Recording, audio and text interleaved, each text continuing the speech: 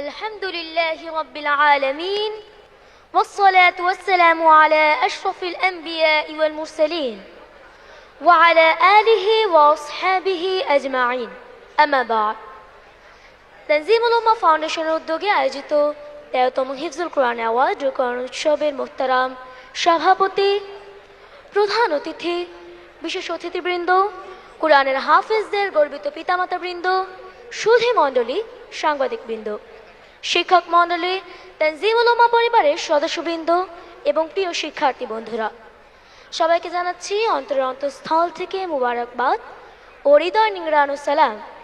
আসসালামু আলাইকুম ওয়া রাহমাতুল্লাহি ওয়া বারাকাতুহু। আলহামদুলিল্লাহ, আল্লাহ রাব্বুল আলামিনের অশেষ মেহেরবানিতে আমরা কোরআন হিফজ করতে সক্ষম হয়েছি, যার স্বীকৃতি এই ঐতিহাসিক আয়োজন। আজকে অ্যাওয়ার্ড গ্রহণ করতে পেরে আমরা খুবই আনন্দিত ও অনুপ্রাণিত এবং আপনাদের হৃদ্যতাপূর্ণ উপস্থিতিতে আরও বেশি উজ্জীবিত ও উচ্ছ্বসিত। অ্যাওয়ার্ডপ্রাপ্তদের পক্ষ থেকে সবাইকে জানাচ্ছি অন্তরের অন্তঃস্থল থেকে মোবারকবাদ।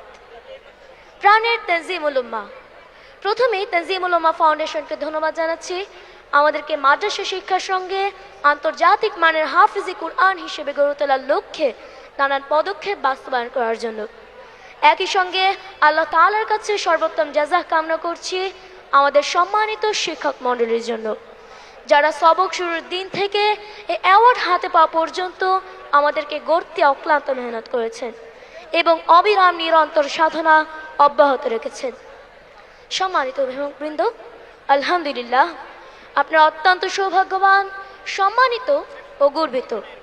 আপনাদের প্রতি অন্তরের অন্তঃস্থল থেকে কৃতজ্ঞতা জানাচ্ছি।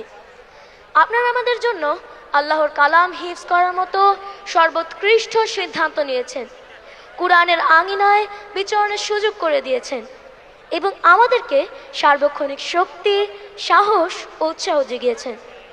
নিশ্চয়ই আল্লাহ রাব্বুল আলামিন কিয়ামতের ভয়াবহ দিনে হাফেজে কুরআনের মা বাবা হিসেবে আপনাদেরকে চূড়ান্তভাবে সম্মানিত করবেন।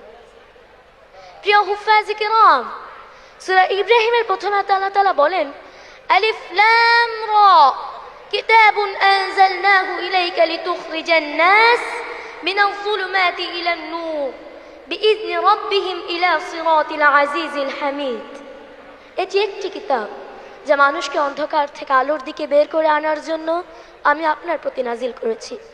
পরাক্রান্ত, প্রশংসার যোগ্য তাদের রবের নির্দেশে তারই পথে। যদি আমরা কিয়ামতের দিন সুউচ্চ মর্যাদা পেতে চাই, তাহলে তিলাওয়াত হিফজের সঙ্গে আল কুরআনের মর্মবাণীর আলোকে শ্রেষ্ঠ দায়ী হিসেবে নিজেকে করতে হবে এবং কুরআনের আলোকে নিজের জীবন পরিচালনা করতে হবে। আল্লাহুম্মা ফাক্কিহনা ফিদ্দীন ওয়া আল্লিমনা আত-তা'ওয়ীল। সম্মানিত উপস্থিতি, আপনাদের কাছে আন্তরিক দোয়া চাচ্ছি আমরা যেন আল কুরআনের ধারক বাহকদের উত্তরাধিকারের দায়িত্ব পালন করতে পারি এবং নেতৃত্বের গুণাবলী সম্পন্ন যোগ্য নাগরিক হিসেবে গড়ে উঠতে পারি।